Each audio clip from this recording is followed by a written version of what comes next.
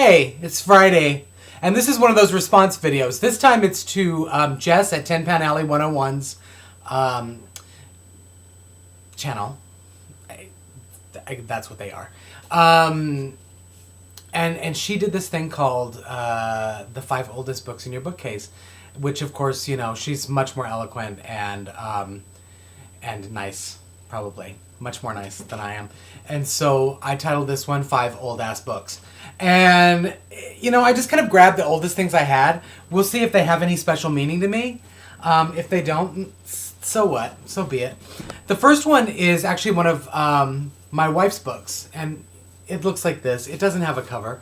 It's Harper Lee's To Kill a Mockingbird. And it's a really old edition. And if I'm not mistaken, this is going to horrify you. This is really going to horrify some of the more hardcore book collectors out there. This is a first edition of To Kill a Mockingbird. It's a first edition. And now this is going to horrify you even more. And she drew all over it. This book has been used like a coloring book. It's ruined. I even think there are some pages torn out. Yeah, here at the end, it's probably the last few pages have been torn out of To Kill a Mockingbird, which also has some pin marks on the side, as though she were putting her own name in there as being the author. It's very sad. It's a ruined first edition. I don't know what to do with it. The second book is a book I picked up because I felt like I had to have it. I got this at an antique store. Because everyone says, oh, you know, one of the best books of all time is Ulysses by James Joyce. Now, I don't know what your thoughts are on Ulysses, and I can't tell exactly what the date is on this. Copyright, this is from 1942. Definitely not a first edition. The first edition would have been like 1914 or something like that. But there's something about James Joyce that really does bother me. And it's something that bothers me about a lot of sort of authors that that sort of contend to be, well, they don't contend themselves, but are kind of held up in the highest regard. And that is that they kind of blather. And I think Ulysses is an example of some blathering that's almost so, it's so salady. In psychotherapy, I used to be a psychotherapist. We'll get to that in a minute. But when I was a psychotherapist, there was a condition called word salad. And that is whenever a schizophrenic, usually a disorganized schizophrenic, would open their mouth, they would try to say something to you, but it would come out kind of garbled. Like the words would be interchangeable, and you'd need like a code book to figure out what they were telling you. Because it would just sound like a salad of words that had been all tossed up. And sometimes I get that feeling. I'm going to just read the opening to Ulysses, which is... it starts off, and it's kind of interesting because they have done some work with the art direction in these books. But stately, plump Buck Mulligan came from the stairhead, bearing a bowl of lather on which a mirror and a razor lay crossed. A yellow dressing gown, ungirdled, was sustained gently behind him by the mild morning air. He held the bowl aloft and intoned, "In troibo ad altare Dei." Halted, he peered down the dark winding stairs and called up coarsely, "Come up, Kinch. Come up, you fearful Jesuit." Solemnly, he came forward and mounted the round gun rest. He faced about and blessed gravely thrice the tower, the surrounding country, and the awaking mountains. Then, catching sight of Stephen Dedalus, he bent towards him and made rapid crosses in the air, gurgling in his throat and shaking his head. Stephen Dedalus, displeased and sleepy, leaned his arms on the top of the staircase and looked coldly at the shaking, gurgling face that blessed him, equine in its length, and at the light untonsured hair, grained and hued like pale oak. The other thing about it is that, like some authors who are not particularly interested in punctuation and stuff, there's no quotation marks. There's nothing like that in here, which is a kind of a Cormac McCarthy thing that I don't really care for. But, you know, whatever. I guess at some point you have to say that people are artists. But frankly, I could not get through the first chapter of Ulysses, and nor do I care to, frankly. Anyway, that's me being a Philistine.